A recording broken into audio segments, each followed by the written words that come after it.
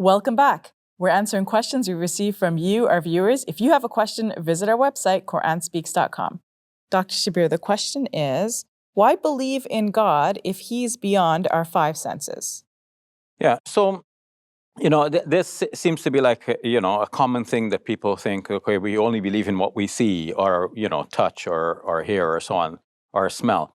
But we know that there are many things that we might believe without, these being accessible to the five senses. There are logical truths, for example.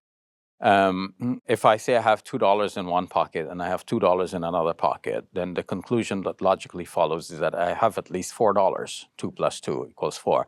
So I didn't have to say that, and one doesn't have to see the $2 or whatever. Just the truth that I have at least $4 follows from what I said before. So that's but that can be proven, right? Like, because you can take out the dollars from your pocket and show, okay, it's $4. But with God, it's a little bit different, right? Yes. Now, the fact that I have the $2 and the $2, this can be shown. And the conclusion, too, yes, that, can be shown that I have $4. But let me use a different example, and maybe it will drive home the point. If we say that the first person to enter the room is a murderer, now we're looking, whoever enters the room is a murderer. Now, we're not concerned whether or not he is, in fact, a murderer.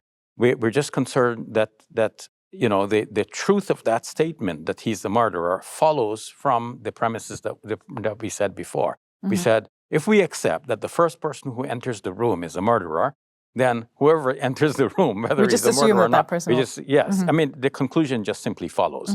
The first premise could be wrong. It could be wrong that the first person who enters the room is the murderer. That statement itself could be wrong. But if we accept the truth of that statement, then we accept logically the truth of the second, that the one who enters the room is a murderer. It all depends on the first premises, right? So what that illustrates is that it's not a matter of showing something that we can see or that we can hear or we can smell or we can touch.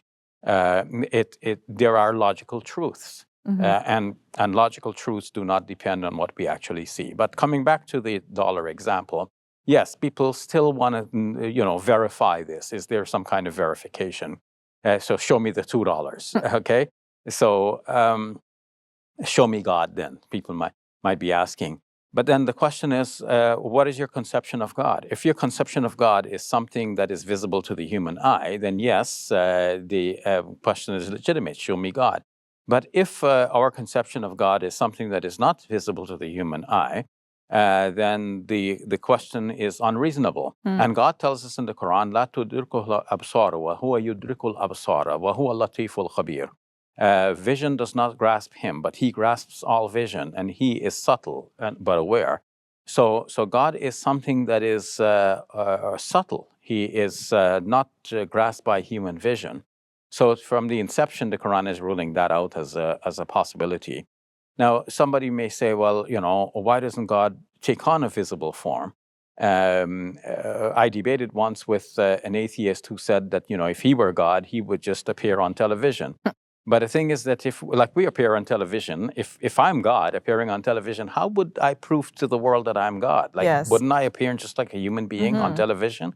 You could still be deceived by what you see. Exactly. So God, when we understand who God is, and then we realize that the demand to see God, to feel God, to touch God, and to hear God with our human ears, these are unreasonable demands. But coming back to feeling is not only with human touch, but it could be with the heart.